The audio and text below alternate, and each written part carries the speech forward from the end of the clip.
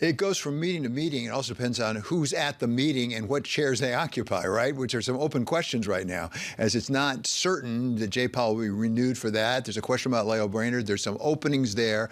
What do you anticipate in terms of going forward in the leadership of the Fed?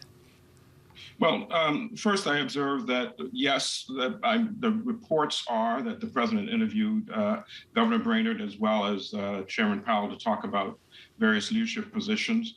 I observe that markets are still putting more likely probability of reappointment for Chairman Powell. Partially, I think that's driven by the politics of the Senate. The Senate is, as you know, evenly divided.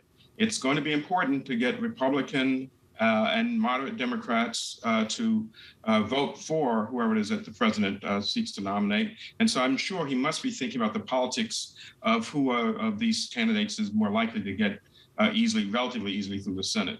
The other thing to think about, obviously, is there's also a vice chairmanship opening, which is a very attractive position, I know from personal experience, and other seats. So I think the president is probably thinking about the ability to put his imprint on the board by bringing in, promoting the right person or appointing the right person to the chairmanship, the vice chairmanship positions, and then free seats as well. So he's going to have quite a bit of an opportunity to restructure the shape of the Fed over the next coming months. Roger, I'm going to put you on the spot here a little bit, just because you and I have talked about this in other contexts before, and that's the role of diversity, and particularly racial diversity on the Fed, because one of the things I recall really first got you intrigued about the possibility of working for the Fed. What about the need to have some members, at least, be truly diverse? We heard, actually, someone suggest today that Raphael Bostic, for example, should be up for it.